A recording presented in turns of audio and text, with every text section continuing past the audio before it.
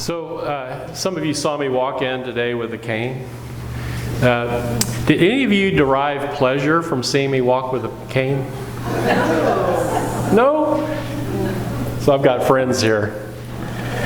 When you derive pleasure from seeing someone's misfortune, we have a word for that. It's a German word, Schadenfreude, right?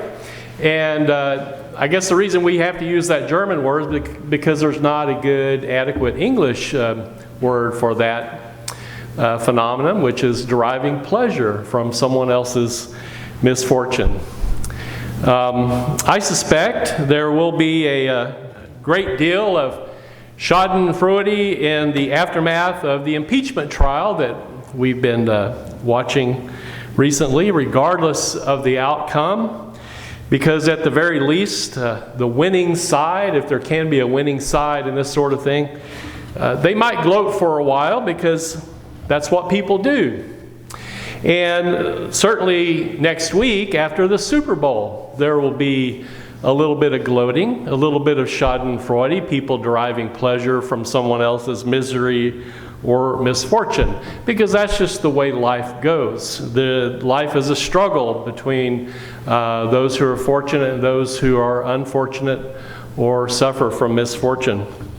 Now, sometimes a misfortune will affect not one side or the other, but will affect all of us, such as perhaps a bad storm that comes through town and causes problems.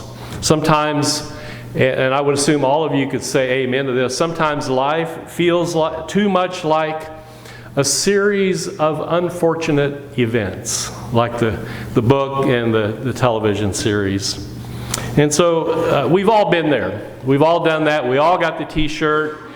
And we don't like misery. We don't like misfortune. We don't like bad things happening to us and hopefully to other people. None of us would choose to experience misfortune in our lives. Or would we? Or would we? When Michael Green was just 2 years old, a Dallas, Texas firefighter rescued him from a house fire. Now, this is one of the stories in Gene Weingarten's wonderful new book that just came out called One Day. This book is a collection of stories that happened on a random date. The author and the editor of the book actually went into a restaurant and had someone pick a date, a number, a month, and then the year. And they came up with December the 28th, 1986. And so the author, Gene Weingarten, went around and found stories that happened on that particular day and then did follow-ups. He wove some very interesting tales about that day. But this particular house fire in Dallas that occurred, it burned over 3/4 of Michael's body, and his 3-year-old sister unfortunately did not survive the fire. And they happened to be the only two people that were in the house at that moment when it happened. Weingarten describes Michael's condition today because he survived the fire. But this is a pretty kind of hard to hear description of his condition. His right eye is useless, a freaky looking, unblinking white marble sunk deep within a ruined, lidless pink socket.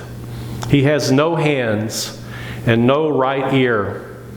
His skin-grafted face is leathery and seamed as if sewn together from polygons of flesh, like a soccer ball. The surface is a spider work of veins. His nose is partly melted.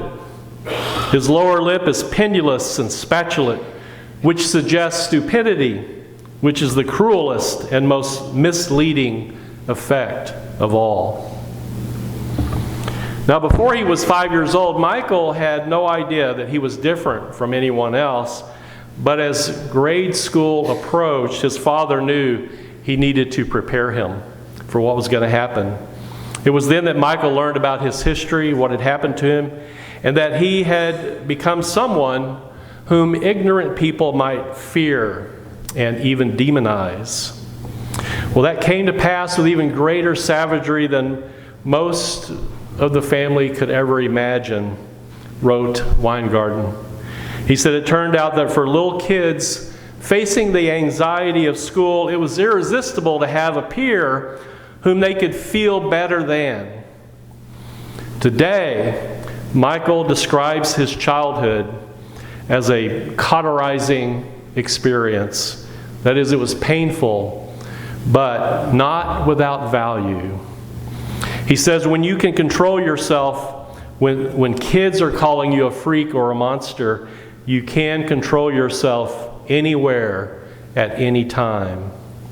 And so he attributes most of his better qualities as a human being to that event, that house fire on December 28, 1986. In a recent interview, Weingarten asks Michael, is it fair to say that at least in some small ways you've actually benefited by what happened? They're not small ways, he responded. Well, I know you wouldn't say you were glad it happened, but... And then Michael interrupts, decisively saying, I'm glad it happened.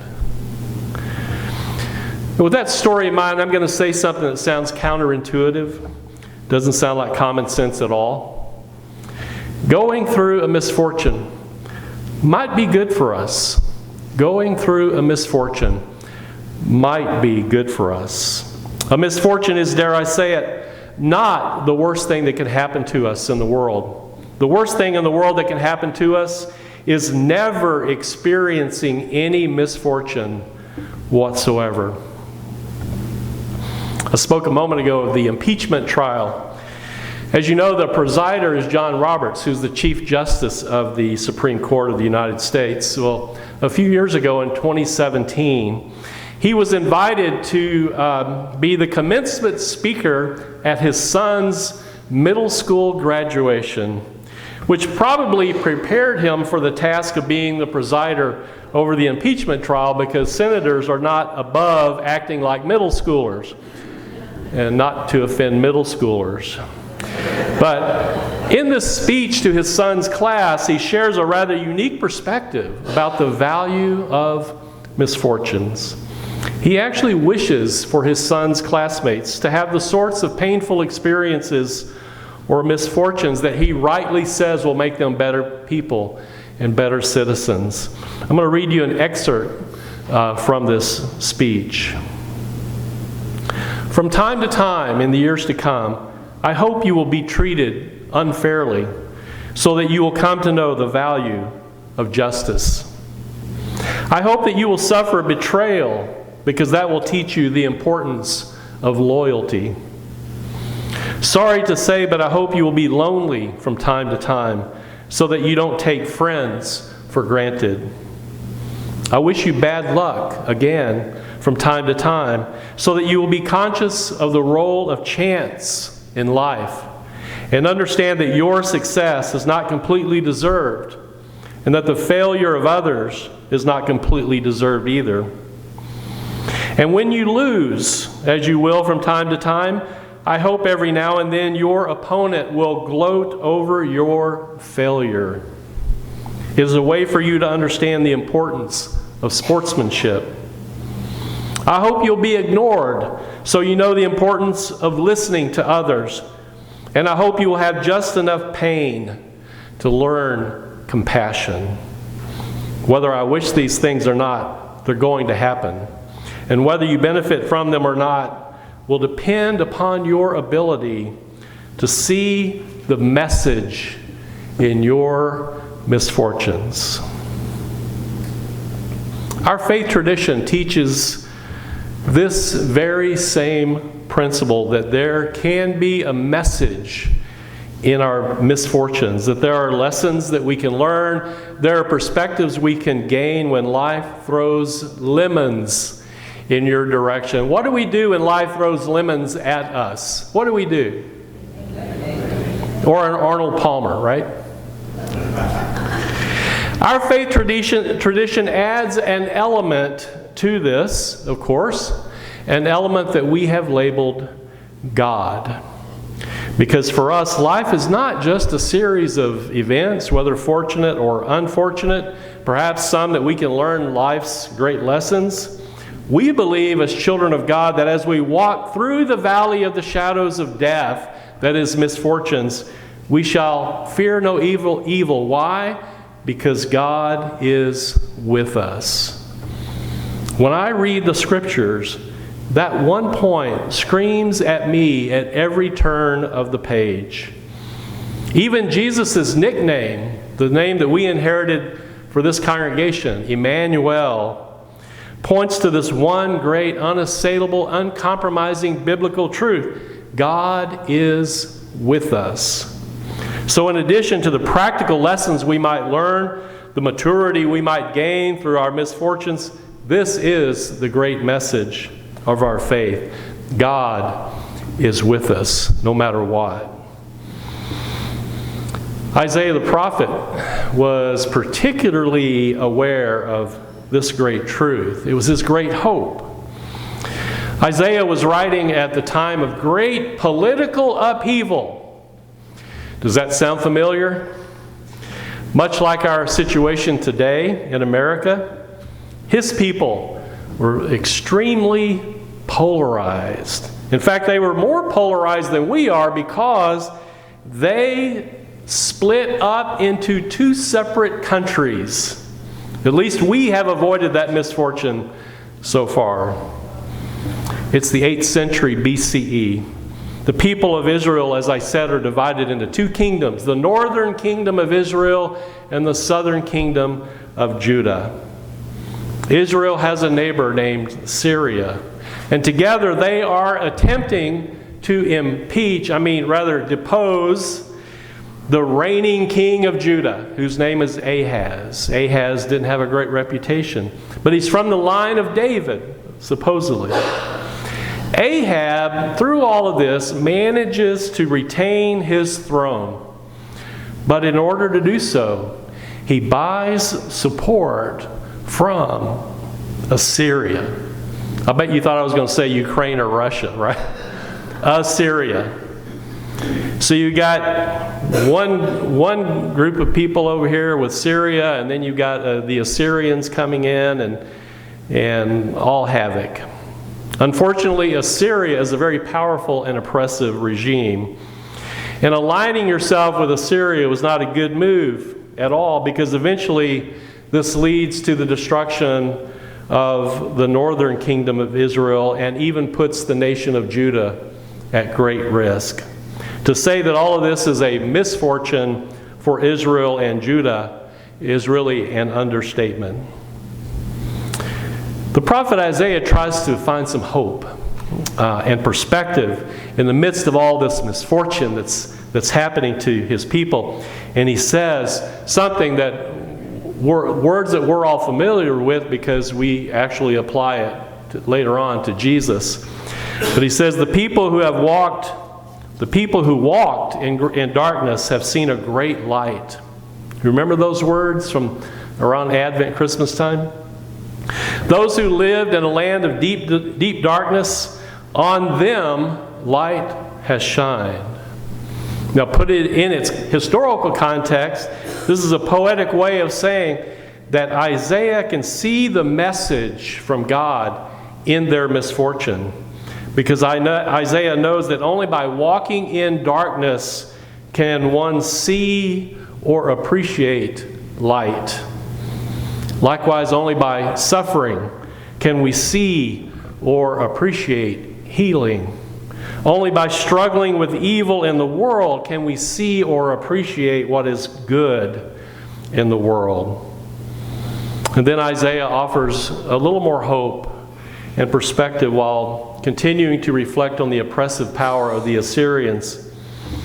He says, for the yoke of their burden and the bar across their shoulders, the rod of their oppressor, you, God, have broken.